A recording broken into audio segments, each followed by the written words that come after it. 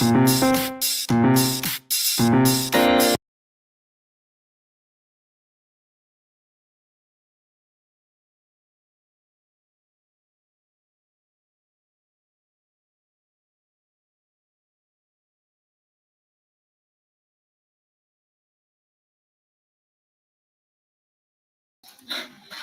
lost audio there, Ryan. I'm not sure what happened, but welcome to the All In Podcast with Latb, Bryce, and Ryan the Rock. This is a special week in the sense that we have two amazing guests. If you've been following my stories, you know who that is. If not, you're going to just have to wait a little bit. But how's it going today, Ryan? It's going so well. We've got so much coming up in the podcast right now. If you guys aren't already in the know, I feel like we can drop this bomb right now. February is going to be all female guests on the All In Poker podcast. We are doing all ladies during the month of February, and we're also getting so much interest that we may even stretch it out through part of March. So be looking forward to some great guests. We're partnering up with Poker Pow Her, nonprofit group that's built around getting more women empowered and being a part of the poker community. So we're bringing on a few coaches from their group as well. So look forward to a really killer lineup coming up here for the rest of February. And as I make my way more to Texas, once I actually get to Texas, I'll be producing some vlog shorts that should be good for the All In Podcast and just give you guys some more easily digestible content. But it's going to be great. We're going to look to comment on some streams in the near future, and podcast is just truly blowing up and can't wait to see it. But anyways, on to the topic of today. For anyone following basically almost every episode, we've touched on it. But the Daniel Negreanu-Doug Polk match had some interesting news today. So basically in the last match, Doug Polk started implementing a limping strategy, which was pissing Daniel off. And basically he's doing this because, one, he himself has a ton of money in side bets on this game. And secondly, a ton of his friends have side bets on him on the game. So I was wondering your thoughts on to him playing this low variance, small ball poker and basically just locking it up. He quite literally changed his Twitter name from Luckbox Doug Polk with the horseshoe to Lock It Up, and he's got a lock as his avatar. I didn't even know he did. That's amazing. So that's pretty funny. But basically, to get to the drama today, Daniel Negreanu, in retaliation, was tanking the maximum, not just post-flop, but pre-flop in every single decision that he made. Doug Polk 3-bets, max tank. Like literally every decision. So after about 20 minutes of this, they paused the match, and basically Phil Gaffond acted as a third-party arbitrator. I don't know. Arbitrator.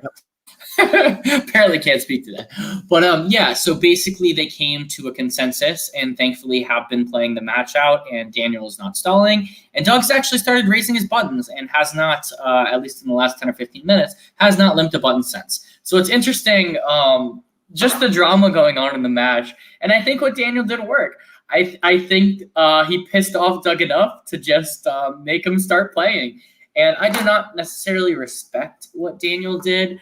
I think just people are watching the stream, and part of the reason you're doing this outside of just playing each other and trying to make money, obviously Doug thinks he has a huge edge in making money, but it's also good content for the poker world, and you're trying to bring people to poker. So when you're just showing this stalling, it's not good for the game. Like, it's one thing if you guys are like going at each other, like we saw before the match, and when they played live, it was shocking to see how civil they were with each other. But like MMA fighters do this all the time. Like, they purposely just come at each other, and it's good for the game. Stalling and what they were doing is just not good for the game. Limping your buttons and playing small ball poker, if you're trying to put on entertaining poker, that's not good for the game. Yeah. So I'm really excited and interested to hear your thoughts on this, because we haven't actually discussed this outside of the stream. That's the key.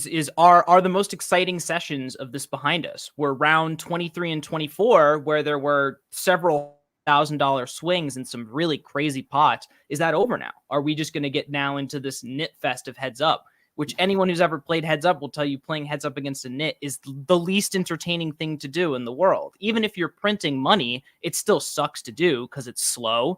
It's time consuming, and it's not, poker players do love the energy and being put in difficult spots. And like, if there's no adrenaline pump to playing your heads up match, you're going to get bored. Absolutely. And if the viewing audience is getting bored, that's bad for like the 12 people who are live streaming this right now, 12 different streams that are live streaming the same exact game for content. Yeah. It's tough.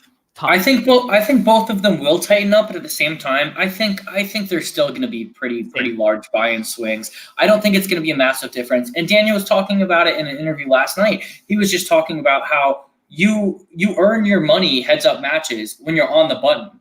You are giving up so much EV when you just limp your button. And Daniel said, if you have the ability to bet on this match now, absolutely pile money, even if you're not betting on me to win, but to win this latter half. Because if Doug actually stuck to that limping strategy on the button, I have full faith that Daniel would have kicked his ass. He might have only gotten back 125K for the rest of the session and still lost, but he would have clawed back because I just don't think limping your button. I mean, we've seen, you've watched me play heads-up matches against someone who limped every single button, and I won 90% of those matches. Like, you can't win. I mean, he was a horrible player, and obviously Doug Bryce, an amazing heads-up player, but you just lose so much EV, and it's not fun to watch. And I think while Daniel cares more about the general public and the viewers than Doug does, Doug, for lack of a better term, can be a douche sometimes. So, That's fair. I don't disagree with you there. I mean, I'm a fan of both of them, and I think overall they both had an amazing impact on poker. But I don't want to see these guys stall. I'm glad they came to somewhat of a resolution, and they need to have a conversation outside. It was funny. They were talking about whether or not Gofflin should publicly stream their conversation. And I was like, that is such a horrible idea. So he was like, oh, you want to have him on? Want to have him on the podcast? And Phil's like, no. I'm going to not do that. Yeah, he asked, but I think they said they probably immediately knocked that one down. Yeah, but very interested in hearing your guys' thoughts. Feel free to slide in my DMs, comment, whatever it may be, and just talk about it. But let's get into our guest of the day. Very excited to talk to him. And Yes. So this week's guest is a friend of the podcast and a quickly rising name in the poker world. From becoming an esports world champion at the Starcraft video game, to being a software engineer, to CFO, and for the past several years, the owner, producer, and commentator for the Live at the Bike stream, Wayne Chiang is a man of many hats. You can catch him most nights of the week on his live stream called PokerCraft, where he plays several online MTTs and chats with poker figures such as myself, my buddy over here, Bryce, people from Live at the Bike games, and much, much more. We'll be sure to leave links to all of the things that Wayne has going on below. And without further ado, let's welcome Wayne to the podcast. How's it going, Ryan? How's it going, Bryce? You guys need to have names that bad beat in the rock. That's not too appealing. It gets the job done. It gets the job done. All right. Ryan, is there like it's on Ryan theme. the River? It's Yeah, exactly. It's hard to find. Ryan did not name himself, though. We named him because his play style. So if you have a better name, we'd love to hear your suggestions on what we can call Ryan in the future. Yeah. Oh my god. But we'll let you think on that. We'll let you think on that. Ryan, do you want to kick us off? Sure. So you've told me this story before, but I do need you to recount to our viewers the story of how you got started on Live at the Bike and your story with kind of the chance encounter in the commentating booth. Okay, so I've known about Live at the Bike for like a long time, obviously, when Bart Hansen, David Tuckman were in the mix, and just I guess I was like, what year? I don't even know what year it was. Maybe 2014 or 15. Like, anyway, it had to be like 15 or something. I had gone broke from high stakes poker after like an 11-year career and was, trying to make my way back up. And then Lyman Poker, who hosted the PLO game at the Bike, I just sat down his game and I took a couple of bad beats, like really bad for PLO standards. And then I guess I cracked a joke, and then Lyman's like, tell another one. And I told another one. He's like, tell another one. I told another one. He's like, come and commentate with me on Live at the Bike. I'm like, sure. And then he's like, ready? I'm like, no, I'm gonna write some jokes. So I wrote 4 pages of jokes. So in my commentary debut, I had 4 pages of jokes, and then single space.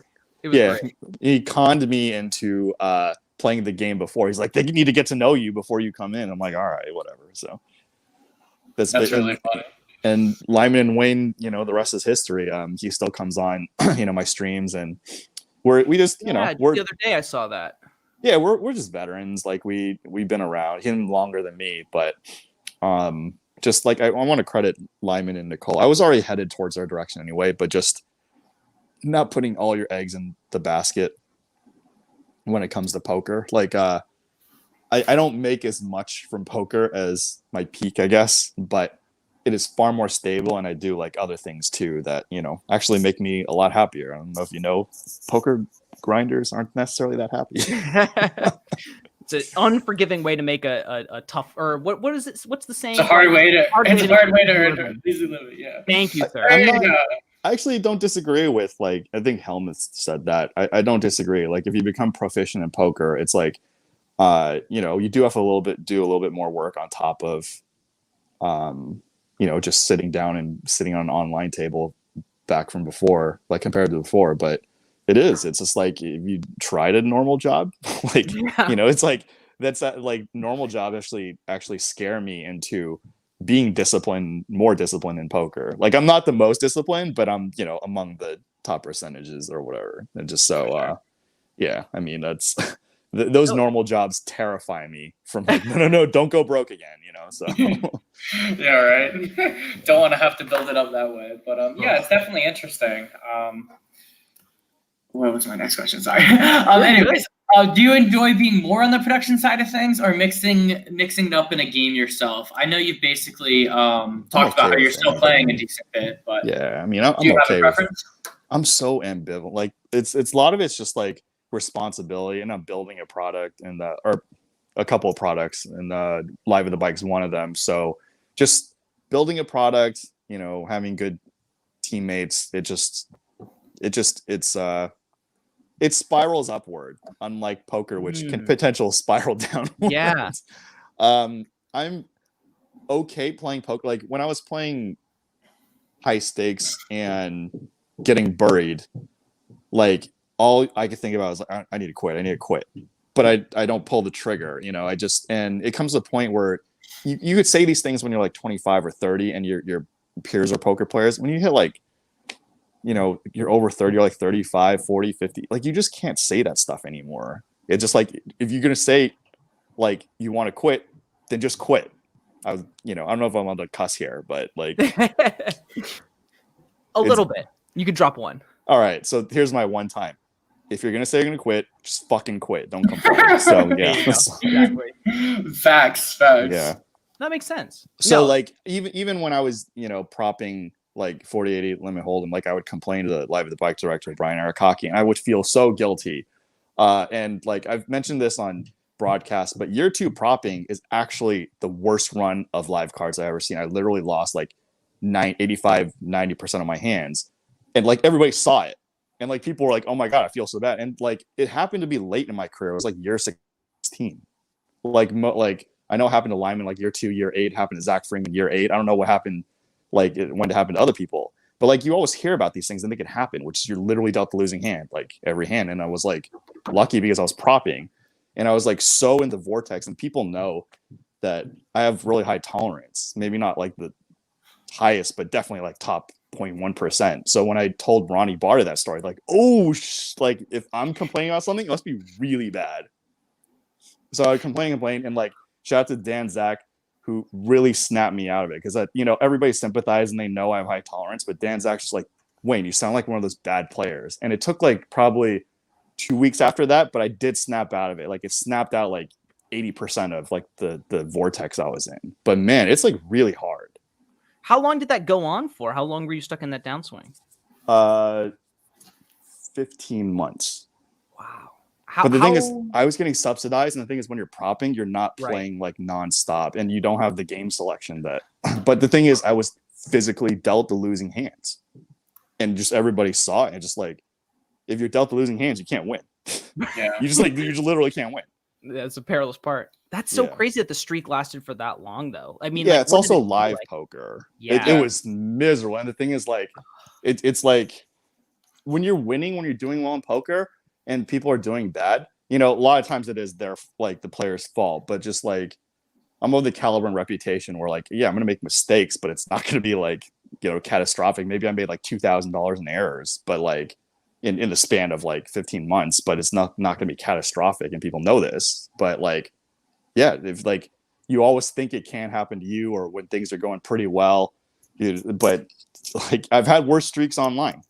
And there are players much better than me who have had worse than my runs. So it's definitely physically possible. And just, like, it's a life lesson to just be like, it can happen. So adjust your lifestyle to accommodate if it happens / when it happens. Yeah, absolutely.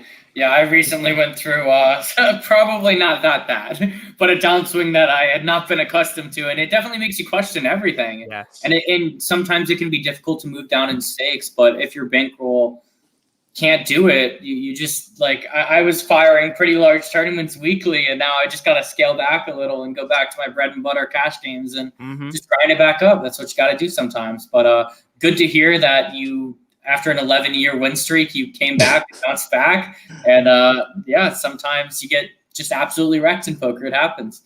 Yeah, I mean, I wasn't like the absolute most responsible. I was definitely on the fairly responsible end. And now it's just like it's different. Like, you know, when you're a young pro in your early 20s, you're always like, oh, max EV, this spot's so sick. And then when you get older, like you have more responsibilities, or you realize that doesn't necessarily make you happy, or even gets you in some trouble too when you're like playing over your head, and just like you just learn to adapt. Like, I'm definitely not innocent of like bad decision making in the poker world, but like I would say, like, you know, reputation wise, I've mostly made good decisions. But the problem is, in the poker world, when you make bad decisions, they are catastrophic.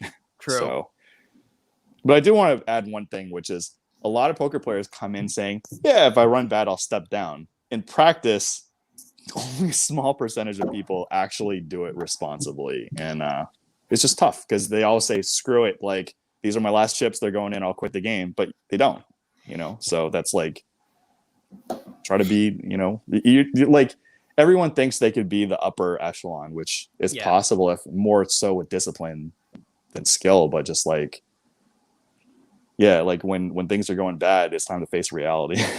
Yeah, absolutely. In Garrett's words, no, you can't borrow any money. Go get a job, you bum. That does sound like Garrett. Oh my god. So gearing away from poker a little bit, I am curious. You are a Starcraft world champion. Yes. What was it like?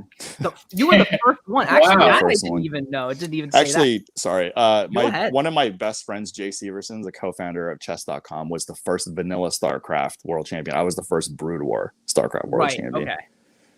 Okay. It's just like it was great experience. I wasn't even the best player like Guillaume Patria was, but at the juncture that we played, it was like he was 60, I was 40. So like he wasn't, you know, beating me like 100%.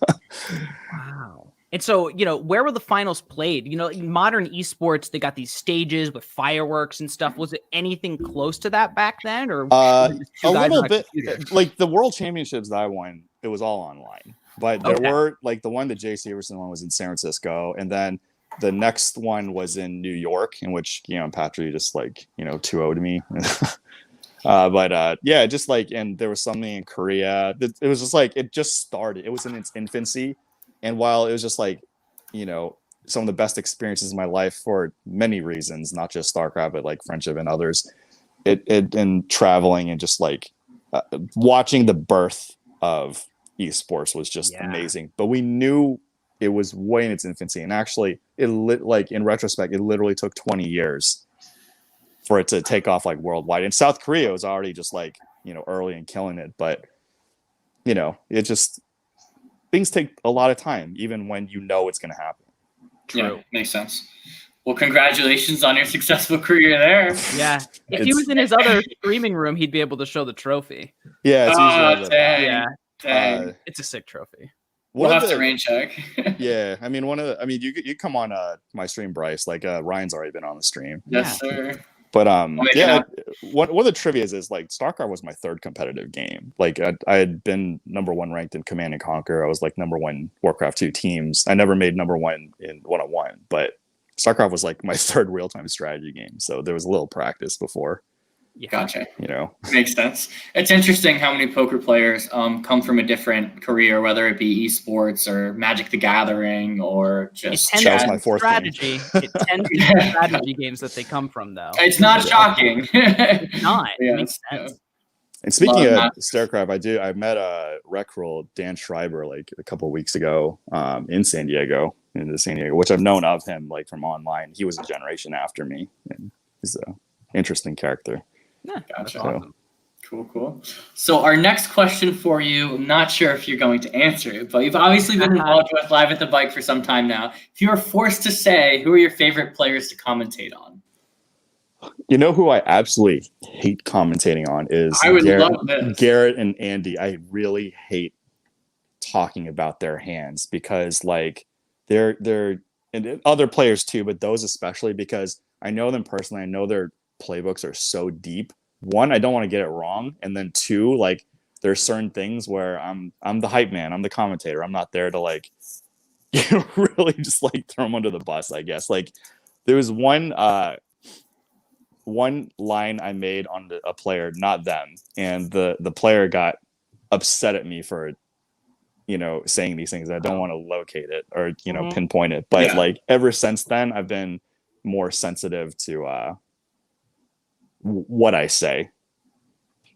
I feel like the more regular that they are, the more regular the person is, the better you know them, the more that you can. I mean, I have a personal relationship with Garrett and Andy, and like I don't like as a commentator and like producing a show, I try to not play with the player pool. Of course, with the quarantine, I just run into a lot of these guys in private games, but like I just want to stay as neutral as possible because a lot of them are my friends, and I can't like play favorites. Like I gotta do what's best for show, clean, like fair play and everything. Even though like, I mean, just some things that.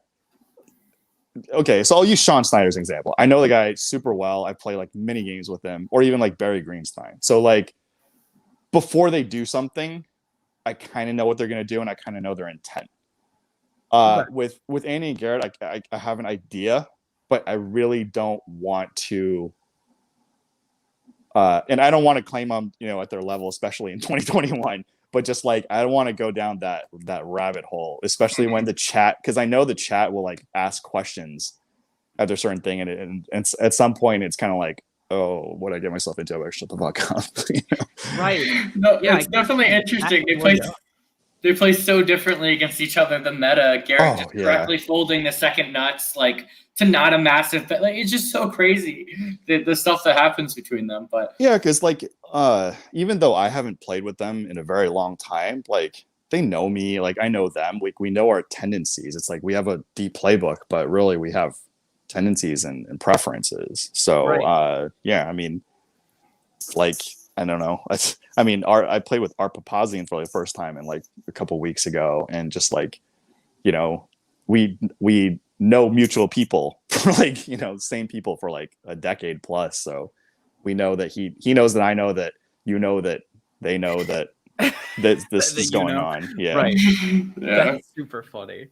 Oh my gosh. Well, so things are still really crazy now with the coronavirus, but case numbers have been coming down recently and things are starting to loosen up in California. Yeah. Are there any tentative thoughts on Live at the Bike coming back, or is that still a distance down the road? Probably distance. We'll announce it when it happens. I'm sure it'll happen, but just like you learn in the real world, the poker world, whatever, don't count your chickens before they hatch. So just, do what you can, take it day by day, session by session, year by year, and kind of go from there. Yeah, that's awesome. That makes sense. Makes sense. Have you had the chance to frequent LA home games? LA action overall looks pretty awesome, but from what I've heard, some of the home games hope I don't get in trouble. I hope I don't get in trouble. You don't have to give specific answers. I don't. I think it's fairly well known. I don't like those like crazy environments. So I like if I play in them, they're very clean. Definitely don't have to worry about cheating in the ones I'm in, but I don't like frequent the ones with. I don't want to throw anyone in the bus. I like civilized environments, but it's to each their own. Like it's not like I didn't go to the other style, but it's just like there's nothing else going on or whatever, and I got a little energy to play some cards. That's fair. I feel like it all depends on what you want to get out of it too, because I feel like there are some LA home games that are true. more built around the fun than they are around the competition, even if the stakes are a little higher. Like every game has its own personality and demographic, and like you're gonna see the same people go to different environments, and it has to do with like, you know, what they're feeling. It's just like, you know, same thing when you go eat. Like, do you want a burger? Do you want a steak? Do you want vegetarian? Do you want sushi? It's just like every day is different. So and everyone has, you know, specific tastes. So again, like I stick to the ones where they're clean, more civil. And it's funny because I'm in San Diego now, in Sean's game, and he's always like, "Oh, I'm sorry, these guys are so rude." I'm like, "Are you kidding me?" I'm like, "These guys are so polite compared to LA, or just like it's like, you know, off the rails." But That's super funny. Is there really that big of a difference in oh yeah, Wow. yeah. It's but like the San Diego's like half. I went to UCSD, so I've known these guys, a lot of them, for like from back in the day. So like I've always known that it was, you know. It's just like every time I come down to San Diego, I'm like, why don't I just stay here? Like, it's so nice. Like, people are so much nicer. That's awesome. So I mean, I think it's fair to say that you wear a lot of hats at Live at the Bike as owner, producer, and commentator. Could you tell us a little bit about those 3 jobs and what it's like handling all that at once?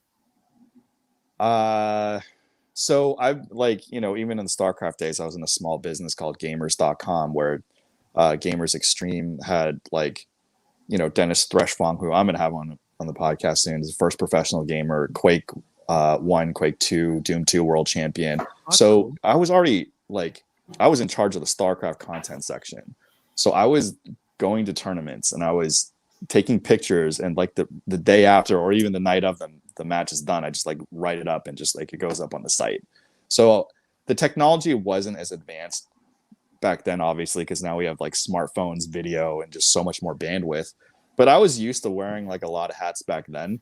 I do acknowledge that if you have a small team that works well together, which a lot of people don't work well together, you're going to get more done. But you know, as a solo effort, like I did a lot, and that a lot of those skill sets carried over to what I'm doing now. So like, and I discussed this with Ryan Fee on our podcast, which is like when you're running a small business, your strengths and your weaknesses, like, you know, there's a magnifying glass on them, especially with nowadays, like the standards just keep getting higher and higher for everything. So the different jobs, like I started as a commentator, which I always say, if you're going to commentate for a live poker show, you better play on the show, or else you're just like, you're going to say a bunch of things that are going to offend the players and just like not understand how difficult it is to play on camera.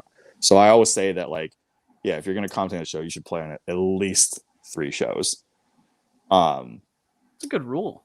It's like commentators, especially like people who, especially man, poker, who people who think they know what they're talking about. And like, I have like imposter syndrome with this. What, you know, I'm almost at a 20-year career, and I'm definitely not like a top player now, but yeah, I'm sure, I don't think anyone's going to book me to see if I'm going to win at the end of the year. But like, there's some people that a lot of times the bigger people talk, the more they, you know, Dunning-Kruger really aren't that great, like talking down on people, in which they might be better than the people they're talking down on. I don't know, but like, it's just not a good environment. So true. No, absolutely, that makes sense. But yeah, on to our next question. My personal favorite question is, what is the craziest thing that you've seen at a casino? As you spend a large portion of your time there, I'm sure you have a bank of stories. We've had some crazy answers. His head spinning. I haven't seen that much anything crazy compared to other people, but and I best not tell the story, but there's 2 TV players at a 100-200 7-card stud game that you got into an altercation in an LA casino, and if you Google about it, you could read about the Disney version, but I was actually witnessing it. Ooh, fun. I'm not sure I know the one you're referencing, but the second this podcast ends, I know you could Google it, and it's a very, very Disney version. Yeah, and I don't want to. I'll just say it's an LA casino. I don't want to throw anything under the bus, especially since I work with so many of them. So. That's fair. That's fair. We'll keep it short and sweet. Yeah. I do have 9% left on my phone. Unfortunately, you're good. We've got just one more question left for you. All right, sounds good. Bryce, I'm sorry. Was that your last question? It's your question. It's your question. I'm good, Bryce. I've asked all my questions. You went over the goals for 2021. Did I blank out? No, I didn't. I did. I blanked out entirely. I'm sorry. So I did. I wanted to ask you about your stream. I apologize. I wanted to ask you about your stream, about the PokerCraft stream.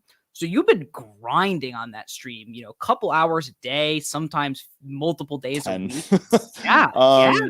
I What are did your not goals? want to stream. I didn't really have a goal. So one thing is being more on the production side, and like, some people have thrown shade at me, which, gets around to me at like I can't play anymore, which when it's more of like a career change, whereas like, yeah, the average player is getting better, but like and like from a grand scheme of things, I shouldn't care, and I really don't care because I'm still around. I have other priorities, but I was like, do I just suck like compared to so during quarantine I played in some not nosebleed stakes games with some pretty high stakes cash games, and then streaming the biggest multi-table tournaments on global, and just I'm winning. You have to run good to win these things, but like my final table rate is pretty high, so I don't need to be like the best or even what I used to be. I just needed to be like, okay, I can still win. Yeah, it's been good. You've had great chat interaction too. You have a it's really fun chat. You have a really fun. Oh chat. yeah, they're They great. always show out. They're always fun. They're always involved with the guests and stuff. And Bryce, you got to get on his stream. It's really it's quite good. Absolutely. Yeah, I'm looking forward to it. I heard you had a good time, and yeah, we'll schedule that ASAP. Yeah, probably not in next week, but anytime after that, just we'll figure it out in time. Yeah, I'm on the road right now, so it's more of a difficult time than in the future. But yeah, before your phone dies, thank you so much for coming on, Wayne. Sure. Be sure to link all of your stuff in the description. There's and a I lot. cannot wait to one, go on your stream, and also meet up at Live at the Bike. Yeah. When COVID is So a little excited more about common. Yeah, whenever you two are, do you guys play hard against each other? If you guys play hard against each other, you're welcome to play in the same. Of course, we play hard Okay. against each other. I would All right. never soft play him. No.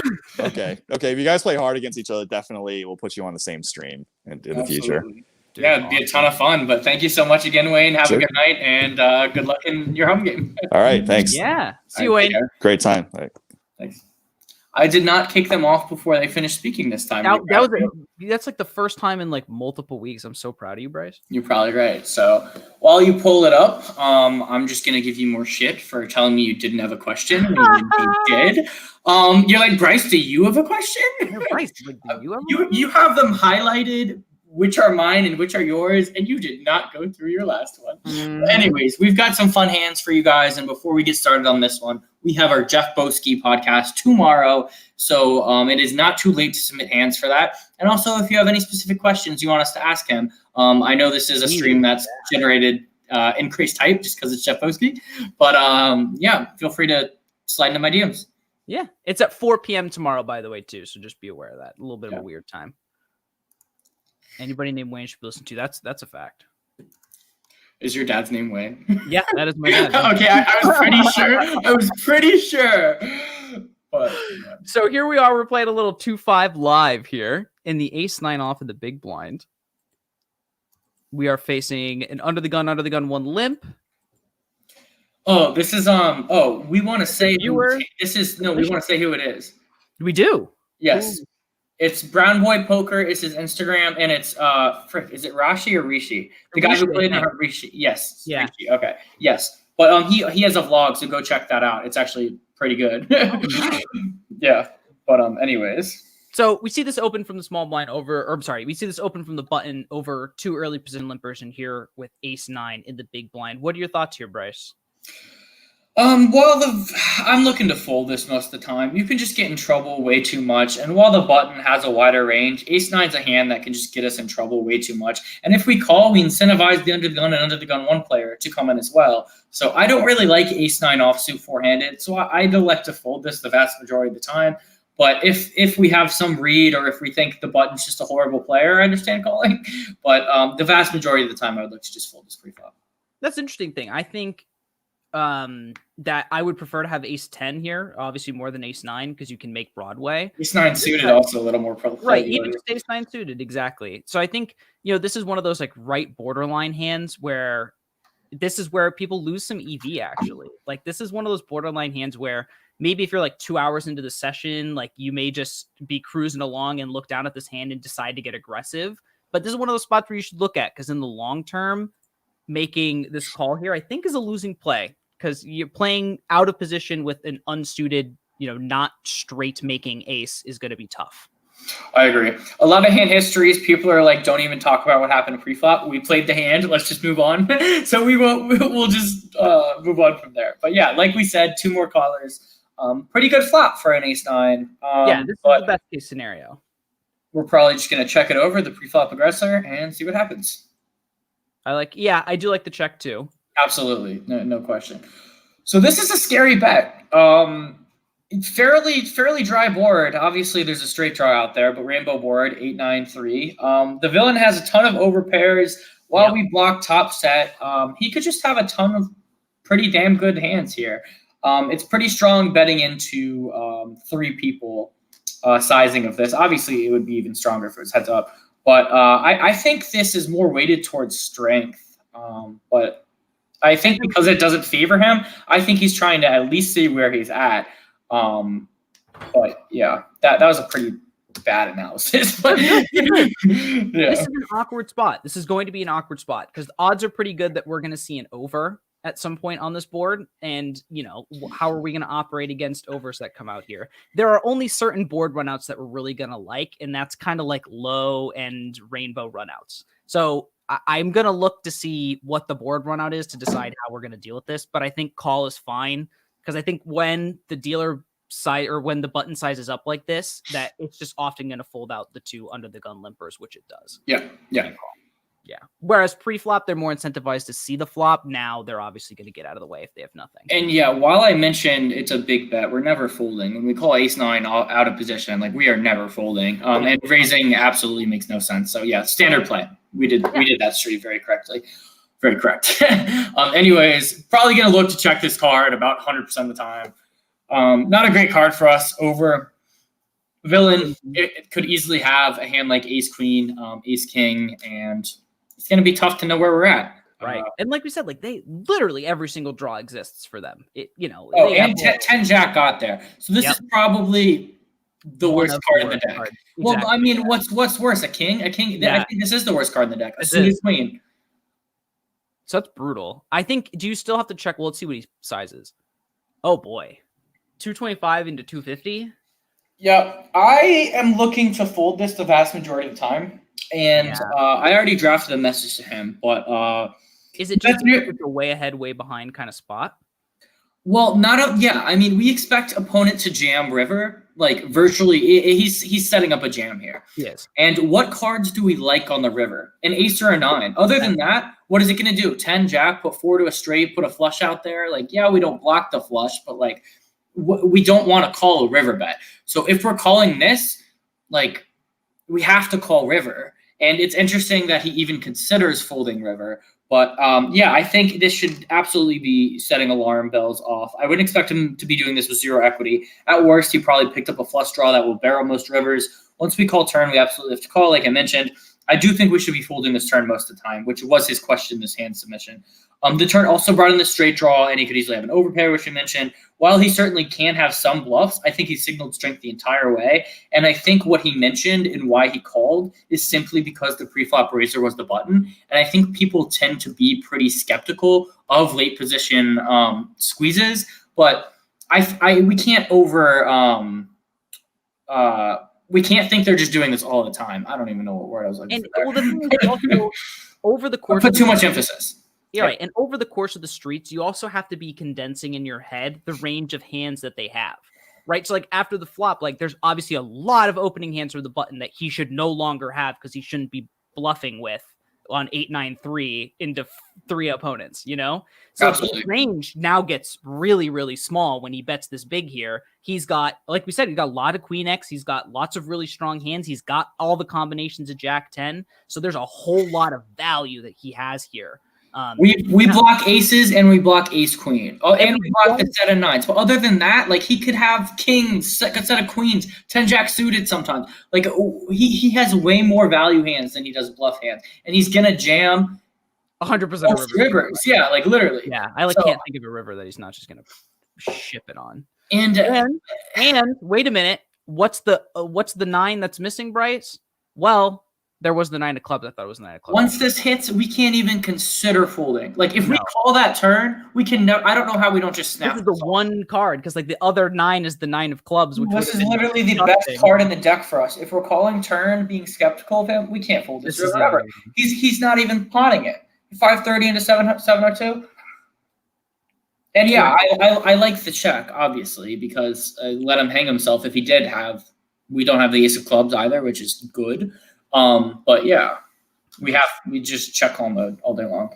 So really the only issues with our hand is pre-flop and well, the turn is the biggest issue. But pre-flop, just playing this hand, I think you can get in a ton of trouble, especially 4-way out of position, unsuited, bad aces just don't play great. But yeah, I mean, you have to call this river. Absolutely would not beat yourself up. You have to call this river when you call the turn. But yeah. This is one of those lessons that you learn over time, though. Like, this is one of those marginal hands where, like, a lot of spots where I was losing a lot of equity in the past were spots where I was making plays like this with hands that were right on the edge of what you should be playing, because these are exactly the gross spots that you end up in.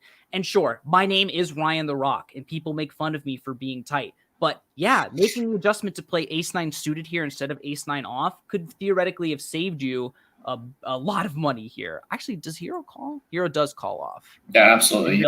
Villain has nuts. Well, not the nuts, but the effective nuts. The best hand. Yeah. Brutal spot. I think it is. It's a fair lesson. This is pre-flop. I think that's really where we made our key decision point. And once we called turn, we had to call that river. Bryce, you're right. Good hand, though. I really like this. Great viewer submission hand. Really good. Oh, is this me? Yes. This is from our weekly home games that we are going back to. Home games that are online over Zoom. They're about as close as you can get to live. Yes, sir. And here we are. Wow, would you look at that? I have queen. Am I going to open? I'm going to open this. Yes. Opening the queen jack off from under the gun 2. I think this is like exactly borderline again. I think you could honestly make the case for folding queen jack off in under the gun 2. But I think this is borderline. You could go either way. It's totally fine. I'm opening this all day in a home game. Especially a home game like this, yeah. And I think one important thing to note is there isn't a ton of 3-betting. We had an interesting conversation about this with Jordan because there was a decent amount of it, but honestly, 95% of the 3-betting came from me, Jordan, or you in that order. I did the most in Jordan than you. Other than that, unless someone had queens plus, they weren't 3-betting. And it's a very exploitable thing. Like I balanced my 3. It's literally like in my entire range in this game specifically, not normally. But yeah, so queen jack's totally fine open. Mm-hmm. But that's a really good observation. Yeah, they are very flat happy pre-flop. Yeah. And that is exactly what happens. We get the under the gun limper to call, and we get a flat from the cutoff as well, which is good. I think facing a 3-bet is kind of tough with queen jack off. And would you look at that? Ooh, love flopping straights. I haven't flopped a straight in a while, so this was nice. Nut straights. Yeah, nut straight. Check. What do I size here? I like 12 and a half. You like 12? Interesting. Yeah. I would have thought more like 20 with the heart draw out there into 2. I was 12 big blinds. Oh, 12. I was looking at the big blinds, not the pot. I like 25. I like sizing up. Yep. Because one, we don't block hearts whatsoever, and it's 3-way. Sorry, I was looking at big blinds. No, that was perfectly fine. I just wanted to make sure. And I went a little too small in game. I think that's way too small. Yeah, I think this is literally, I think if it had been 20, it would have been exactly close enough to be like, okay, that's fine. But 18 is just too small as exactly half pot. So I agree with you there. I think sizing up is key. Heads up, half pot would be okay. I still like to go bigger than half pot, though, on such a wet board. So considering it's 3-way, I mean, obviously you want to get action with your nutted hand. I know you don't want to just get 2 folds out of it. But if someone's gonna call 25 if they're gonna call 18. And what would they be called? What would change the $7 is if they had a horrible 9 or if they had a jack or queen and had an inside straight draw that they might call with. But you block that with having the straight. So I absolutely would look to go like 25. That makes really good sense. Any king, any 10, hearts are calling you. Like it's so much calling you. Right.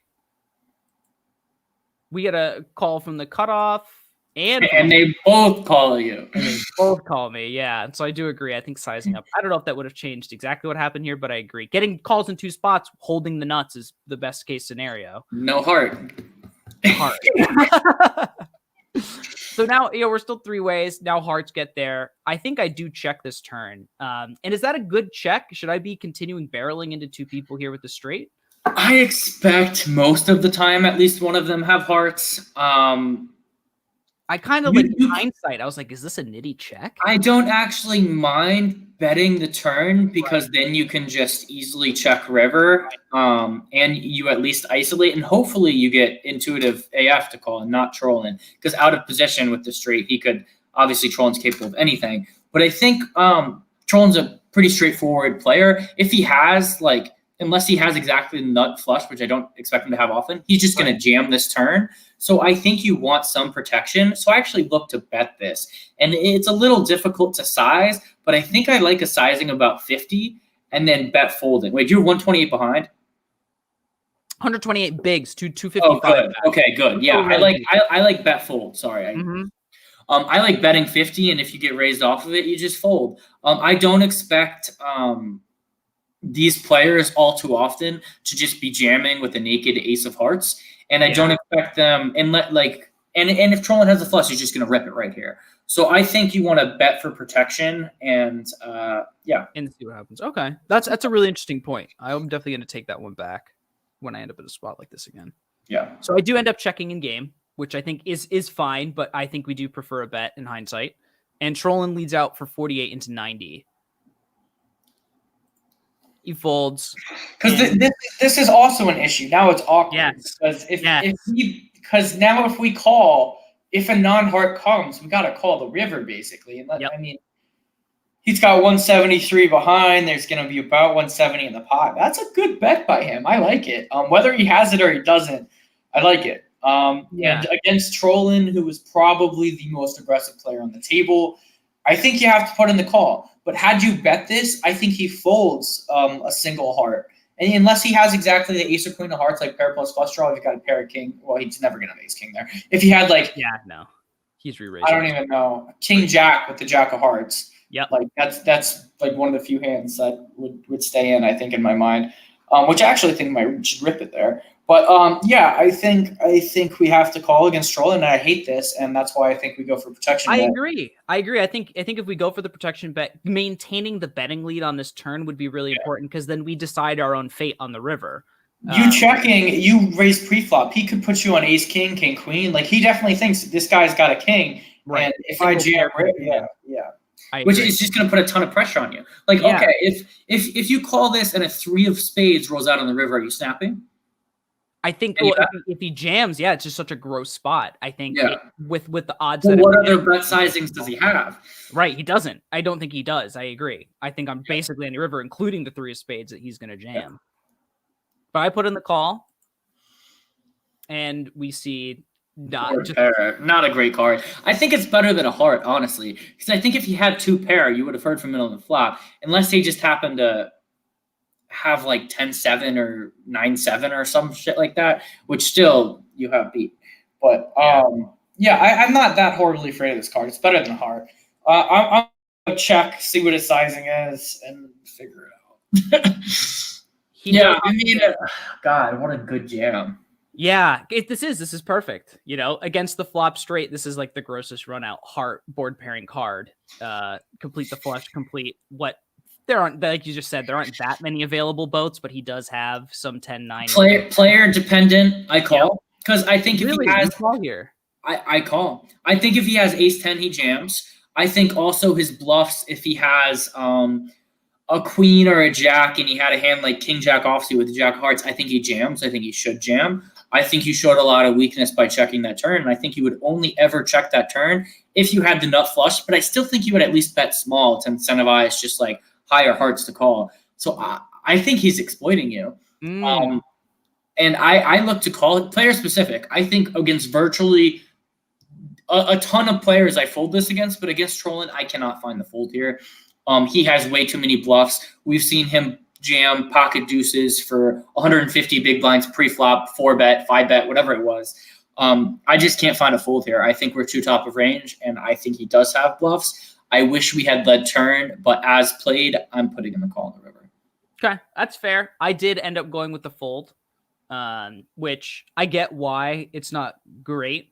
And I think given the fact that he does have lots of available bluffs, and I think the real that the ace of hearts and the queen of hearts are very available cards to him that he can have combinations of. And given that specific player type, I agree. He's the one who'd be willing to just rip it in with a naked heart. Yeah, absolutely. Cool. Okay, good spot. Thank you for that lesson, Bryce. I appreciate you. I mean, I'm not always right. We should ask him what he had. I'm going to text him right now. And while that we're setting up, I love this. Never give up, never surrender. Here we are. Mr. Bryce back at it again with the with Mr. I Hate Vaughn. It's been a minute. He's such a nice guy. Getting to meet him the other day, really cool guy. You guys have had, crazy heads up matches, but it was nice to actually get to meet him the other day. This was a fun one. It was definitely interesting. I found he was a lot more passive this match than he has been in the past. I don't know if that's just reacclimating to the game, but there was way, way less 3-betting. I noticed that. And yeah, I'm not going to talk about the other stuff I noticed, but he was a little more passive this game, which factors into this hand a little bit. Right. So we open, we get a flat from the big blind. We have no idea what he has. Pretty standard stuff here. Ace high flop. Oh no, Bryce. Ace high flop. I have jacks. When I get checked to, which I assume is what happens. Should we just check here? No, I bet too small actually. While I was betting smaller than normal, after I've adjusted a little bit, and I like the 20 to 25% pot bet. Actually, this is okay. Just because there's a flush draw, I wish I'd maybe gone to like exactly. 10, but I'm being so nitpicky. If this was a rainbow board, I think my sizing is absolutely perfect. But yeah, I'm just being nitpicky. I think two things, right? Is that it's at the flush board and you don't have the jack of hearts in hand. Yeah, exactly. I think if I had the jack of hearts in hand, it's okay to bet 8, but because I absolutely agree with you. It's so nitpicky. $2. Exactly. We're doing here. We're here for the details. Easy call. We're expecting him to float very wide here. Absolutely. Queen, not a great card for you, or your exact hand. Your range is still pretty strong here. You are the opener. Is check to you again. All right, we've got 2 overs on the board here, Bryce. What are we doing? I think we check here. I don't think it's horrible to bet, but I mean, what do we think he's floating us with? Unless he's floating us with like a king high or hearts, I don't think we're getting value from much. I think just checking and looking to give up on most runouts is fine. That's interesting. And we see, this is not a good card for you. 3 overs. I mean, doesn't look like a good card. No. For our range, it's not a horrible card, but True. It doesn't really make sense for us to check turn if we had a hand like ace, queen, ace, king. Yeah. So it doesn't look great for us. And I think, so we get a very small, kind of a small lead, a little under half pot lead here. And what's our read? I mean, is he just trying to like steal this thing with air? Does he do that? He doesn't really bet this small that often. Yeah. Rivers especially. I think that he would never in a million years float us with a hand like 10 jack unless it was 10 jack of hearts. And the fact that I have 2 jacks here, not only do I block, but I double block the nuts. And more importantly, he just flatted me pre-flop. So he does not have any ace queens, ace kings. He has some deuces and some 3s, but I think that looks to either raise flop some percentage of the time or to even just lead out on turn. Sure, he could take this line sometimes with those hands or with a hand like ace deuce, ace 3, but I don't think he has that many nutted or strong hands. So when he bets 18 and I already perceive it as being weak, I don't really feel like just flicking in a call because I think he could value bet a hand like king 10, which with a raise I can fairly easily get off. I mean, except for the fact that he blocks the straight with the 10. I don't expect him to really be calling me with king 10 if I put a massive raise in here. So I put in a massive raise. Another reason that I really love this play is that it also protects your turn check back range. Like heads Absolutely. up, if you're just checking back the turn and then giving up the river every time, that is an exploitative thing that someone can target. If you don't have a check back river and then a raise river when you get led into, like, yeah, you're going to get exploited a lot. I love it. Correct. Yeah, I mean, double blocking. I've gotten wrecked by doing this against George. I double blocked the straight and he had the straight. I lost like a massive pot against George doing this. But this is a smaller pot. I think his sizing was fairly weak, and I don't expect him to have nutted hands. And I stick by this play 100% of the time. And we do extract the fold, and you take down a nice $138 pot. Easy money. Yeah, I like it. I like my line. But we have more hand histories for you guys tomorrow as we are coming back with you with Jeff Boski. If you have any questions that you would like to ask him, feel free to slide in our DMs, or if you'd like, just come on at 4 p.m. Eastern tomorrow to type your questions in the chat and we will share them. But very much appreciate you guys submitting your hand histories. Looking forward to another great meetup game tonight. If you'd like to play, slide in my DMs. I'll hit you with the Zoom link. They're a ton of fun. People just have some drinks, talk some poker, and shit talk each other. It's a good time. It's a good time. But do you have any closing thoughts, Ryan? No, make sure you guys are subscribed to the channel real quick. Just pop out of the video, hit the subscribe button, maybe hit the like button. You're feeling really special. We do appreciate it. Our analytics have been going really, really well. We're reaching new people every day, and we need your help. Smash that subscribe button for us. Yes, sir. Thanks again to Wayne for coming on, and we will see you guys tomorrow.